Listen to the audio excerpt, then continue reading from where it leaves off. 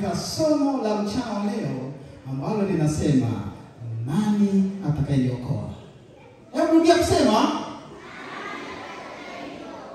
nani atakayeokoa. Ndio somo letu la mchana leo ambalo tunaloenda kuliangalia kwamba ni nani aliye na uwezo wa kuokoa, ni nani aliye na uwezo wa kukuinua. Isipokuwa basi somo hili leo litusogeze karibu sana miguuni pa Yesu, na hivyo bila kusahau waimbaji wetu. Mungu awabariki sana. Isaya 53 mstari wa 3 mpaka wa 6.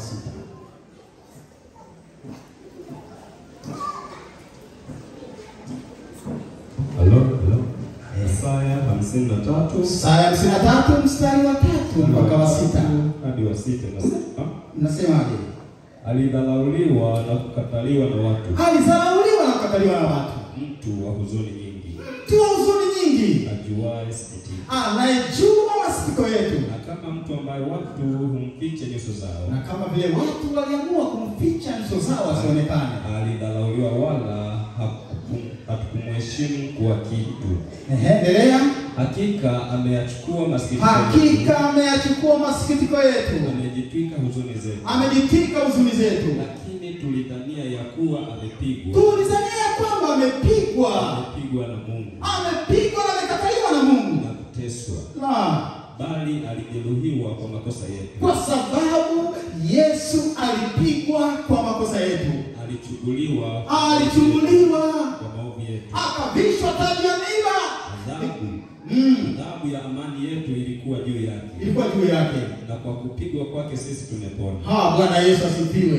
Kumbe kwa kupigwa kwa Yesu watoto wazuri, sisi tumefanya nini? Sasa sikiliza. Ilikuwa siku moja ya asubuhi, wakati wanafunzi wote wakiwa wamezuiwa kwenda shuleni, isipokuwa darasa la 4 na la 7 peke yake walikuwa wameruhusiwa kwenda shuleni. Ndipo Eliza pamoja na Paulo walikuwa wanaishi katika nyumba moja. Wakina Paulo walikuwa wanakaa chini, lakini wakina Eliza walikuwa wanakaa juu ghorofani. Na hivyo mara kwa mara hawa watoto walikuwa wanapendana. Ilikuwa ni asubuhi na mapema, baba yake na Eliza aliingia katika gari, akakaa katika gari akimwendesha mama yake, na hatimaye wakafika kazini wakaendelea. Ilipofika saa 5 asubuhi. Nimesema saa ngapi watoto wazuri? Saa ngapi? Ilikuwa saa 5 asubuhi.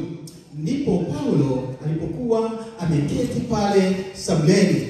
Baba yake alikuwa ametoka nje kidogo, alikuwa ameenda uani.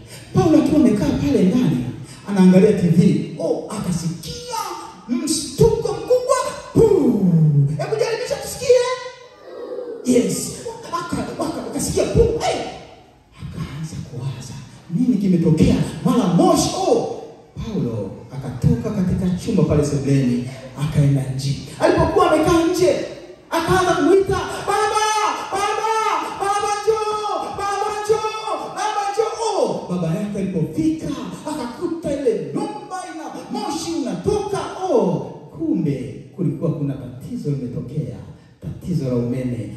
Nyaya za umeme ziligusana, na hivyo nyumba ikawa imekutana na changamoto, na kwa sababu hiyo changamoto kukatokea na shoti. Eliza akawa yuko kule juu yakiendelea na shughuli. Mama yake na baba yake hawapo, wamekwenda kazini. Ndipo Paulo alikwenda akakaa pembeni, anafikiri huku. Babake na Paulo anaita, jamani, majirani, jioni tusaidie. Ndipo alipokuja wanaendelea kuzima ule moto uzimiki. Ndipo babake Paulo akakumbuka kuna lile gari, wale watu ambao wanazimaga moto hivi wanaitwaje? Wanaitwa nani? Zima moto. Alipokumbuka akawapigia simu ili waje wasaidie kuzima ule moto. Kabla wakakimbia lile gari, wakapata taarifa, wakaja. Nikwambie wewe, yani lile gari lipo lilipokuwa linakimbia. Hebu jaribisha tuone wanga nakimbiaje.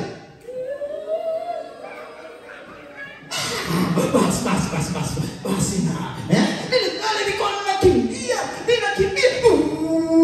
Visi ya wana wanga zinaliaje.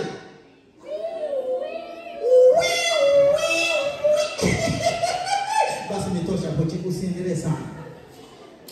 Sasa walipokuwa lile gari linakuja, Paulo yeye bado amezubaa. Amekaa pale anaangalia. Alipokuwa na Paulo anaangalia, yeye alikuwa haangalii kitu kingine, alikuwa amemkumbuka rafiki yake aliyekuwa anaitwa nani? Safi kabisa. Hebu makofi matatu mjipe. Yesu anapenda watoto. Jamani, napiga makofi kama vile wangapi wajana cha chukui. Wewe. Nataka kumsingizia mama.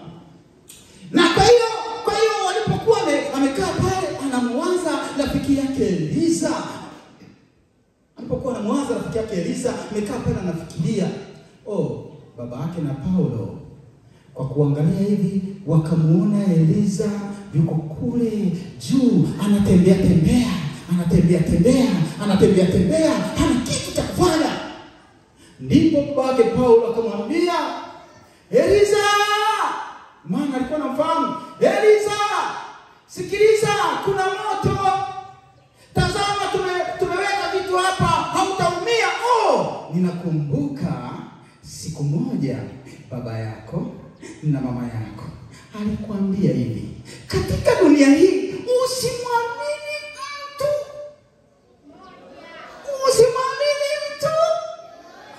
yoyote isipokuwa mimi baba yako na mama yako. Hawa tu ndio peke yao unaotakiwa kuwasikiliza. Wengine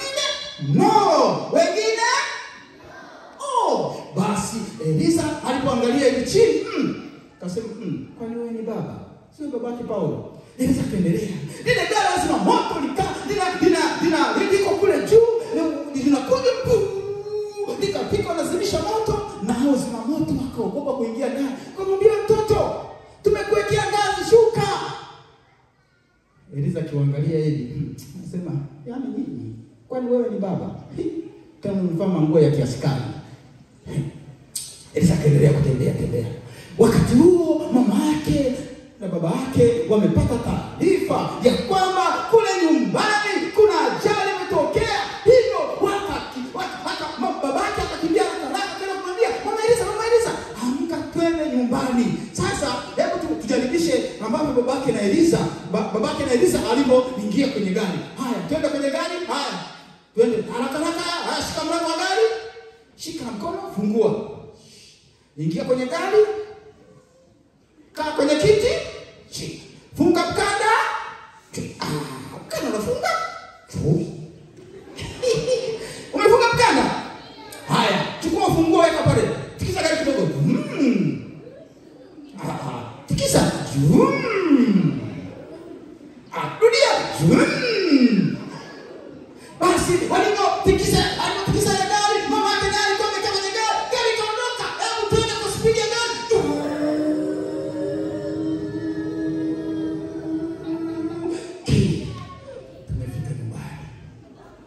Tumefika nyumbani wakafungua kioo. Mama yake Eliza alipotoka mle ndani, anashika mkono hapa, anashika mkono, anataka kuingia ndani. Akamwambia, usiingie. Rudi. Basi aliporudi baba yake naye yuko pale anakuingia, kumwambia hapana, usiingie. Tazama, tumembembeleza mtoto wako ili aweze kushuka, naye amekataa. Tunaomba utusaidie ashuke, maana moto bado ni mkali. Ndipo baba yake na Eliza akasogea eneo la mbali, akamwambia Eliza,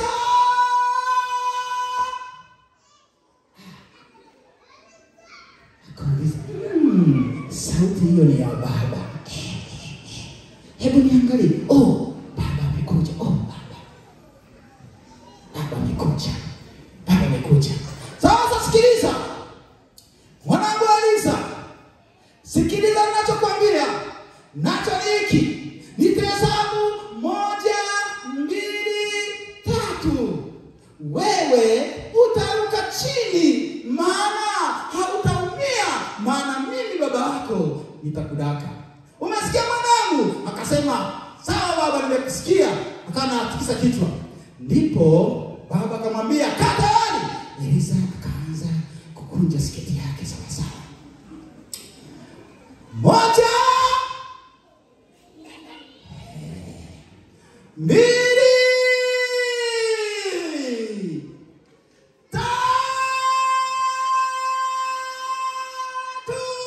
Eliza akakimbia, akaruka chini. Aliporuka chini, baba yake anamwangalia, anakuja, akamdaka mikononi na Eliza kulia. Kwa maana jinsi hii Mungu aliupenda ulimwengu hata akamtoa mwana pekee, ili kila mtu mwamini asipotee, bali awe na uzima milele. Baba wa mbinguni akubariki katika ibada ya leo.